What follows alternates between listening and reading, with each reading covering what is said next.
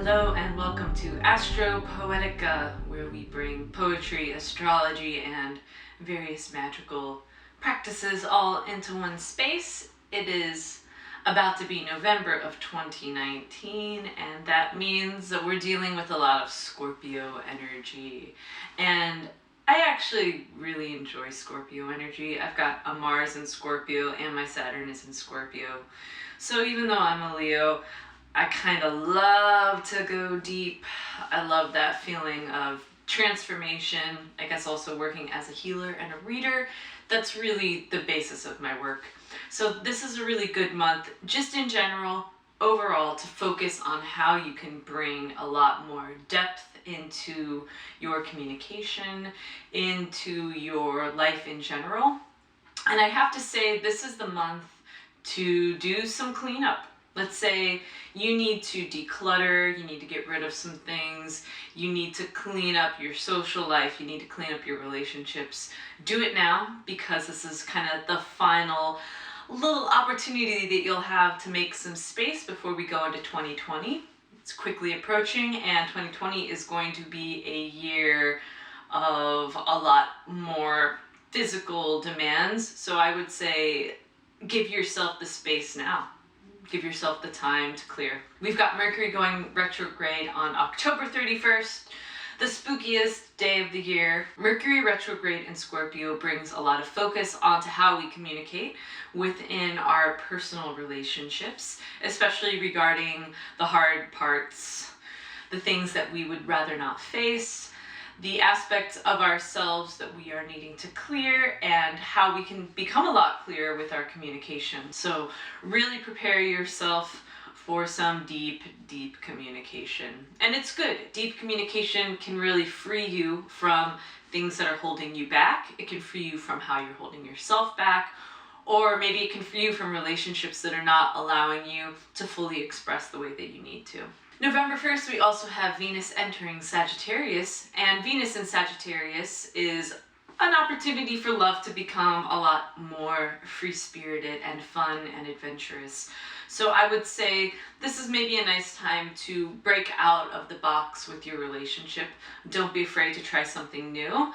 You know, this can be a difficult time period for traveling because, you know, everyone knows Mercury retrograde is bad for travel, it's bad for contracts, blah, blah, blah. But honestly, it's mostly just give yourself extra time. So if you want to take some trips while Venus is in Sagittarius to reignite your love, that's not a bad idea. We have a full moon in Taurus on November 12th. And sometimes full moons can be a little bit intense. I think actually this full moon is going to be really beautiful. You know, the moon in Taurus is exalted.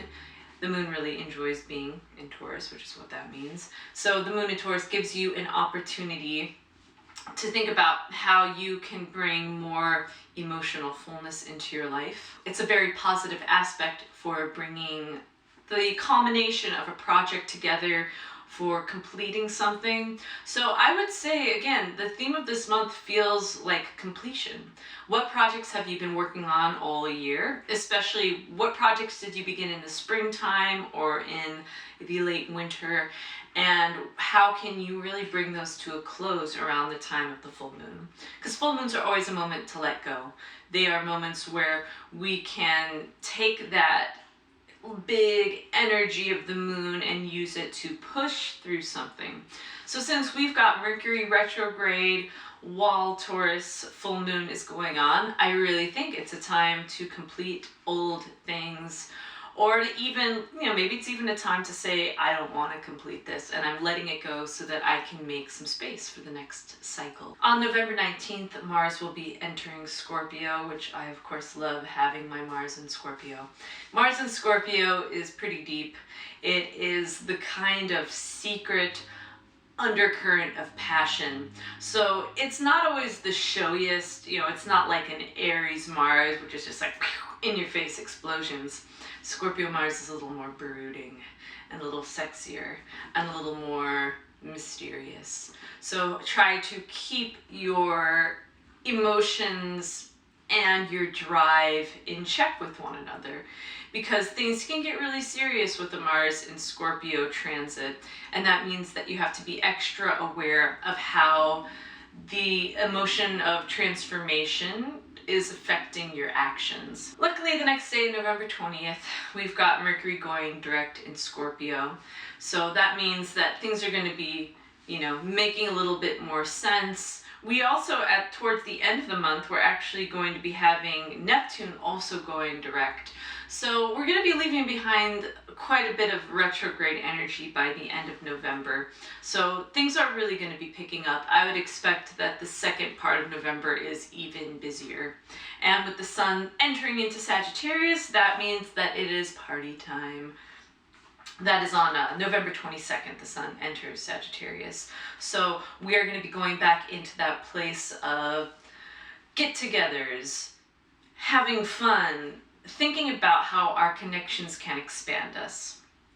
And that is that's like a theme with Sagittarius. And I love that Sagittarius season is also the holiday season, because it's all about like coming together and connecting. It can even be about sports, and there's all sorts of games that happen and sporting events that happen in Sagittarius seasons, and people love to come together and connect around sports.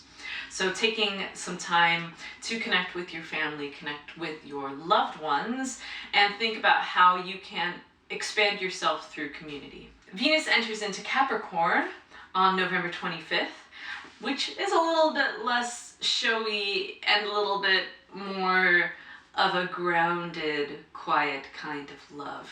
Venus in Capricorn can have some difficulty sometimes really expressing how they feel. It's a lot more about actions. So don't be afraid to take a more grounded approach as Venus enters into Capricorn with how you show your love.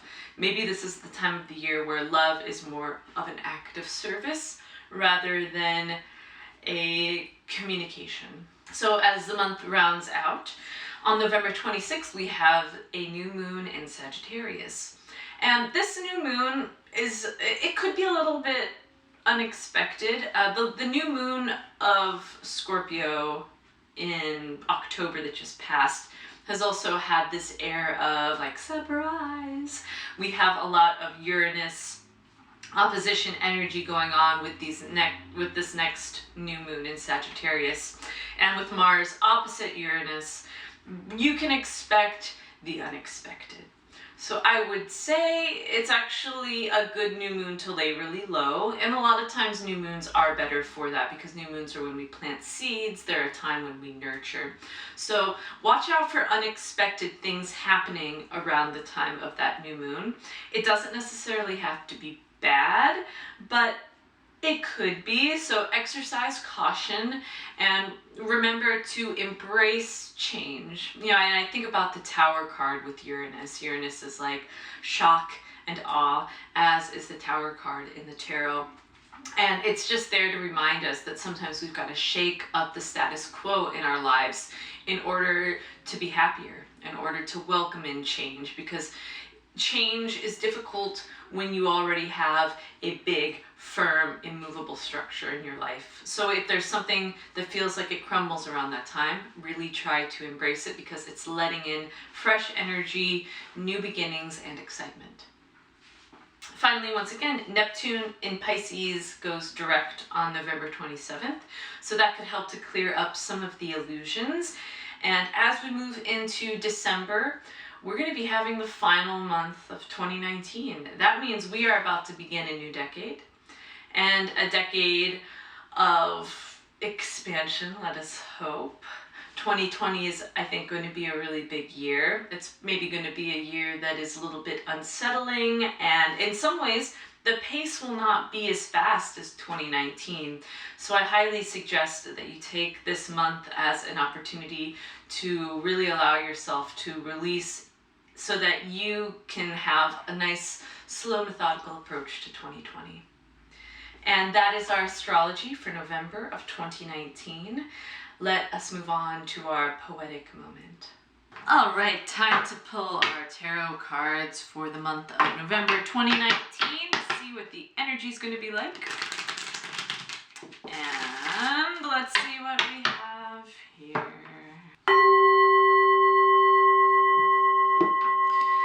cards bring us the answers we're searching for. May they be blessed by our spirit guides and our guardian angels for the greatest good of all involved.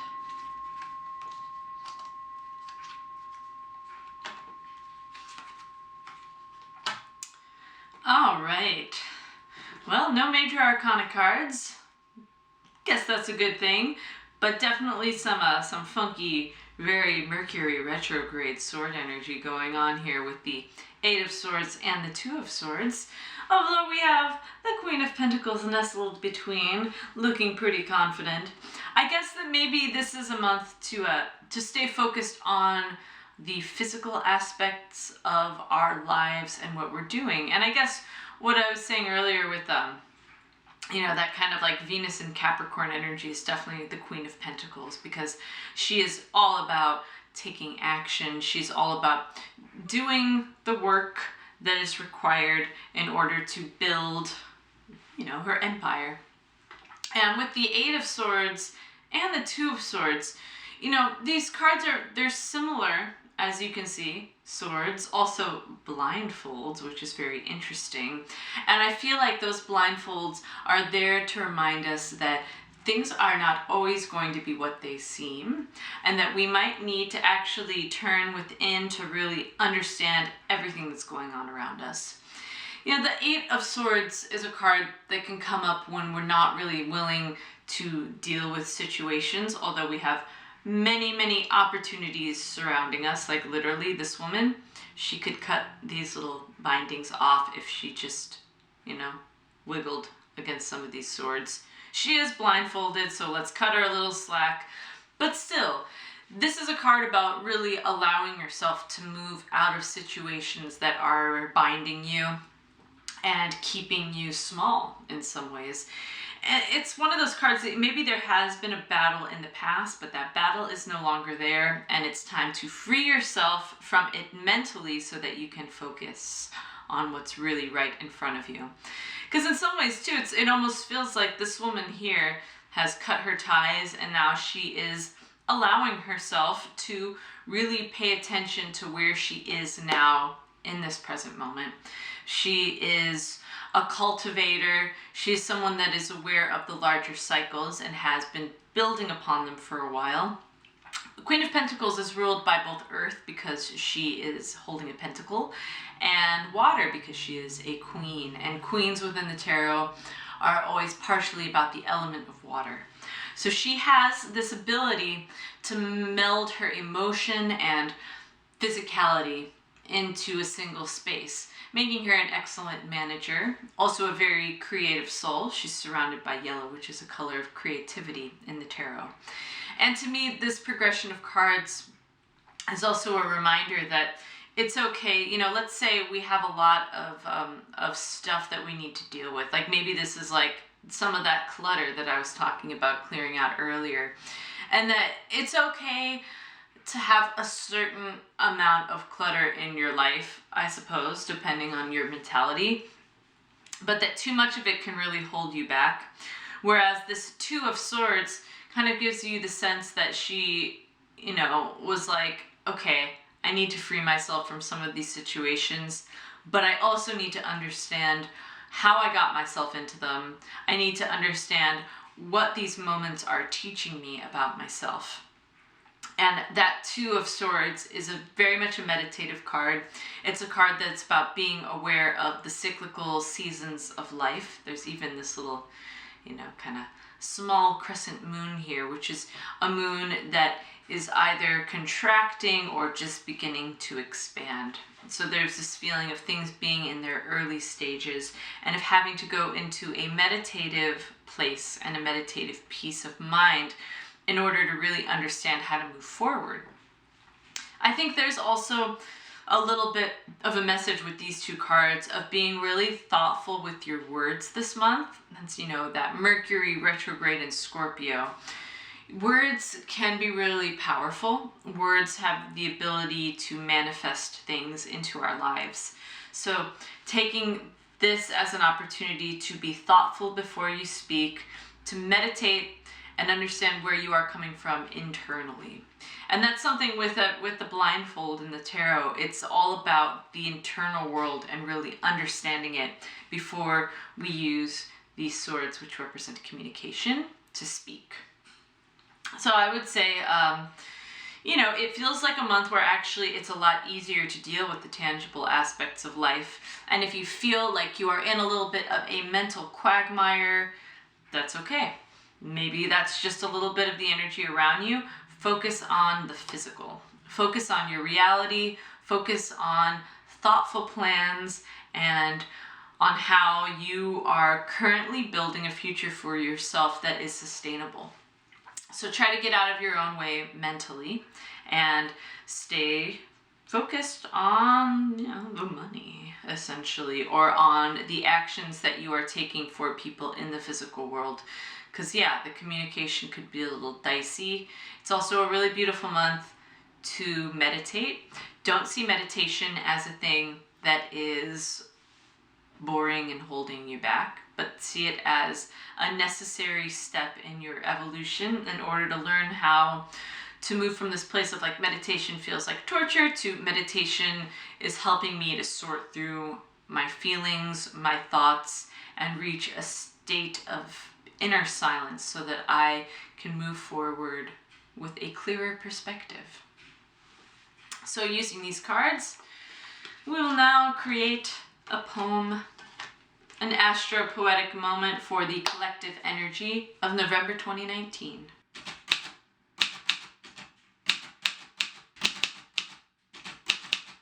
You are not lost, but simply decolonizing, a sense of loss from hell and back to Eden.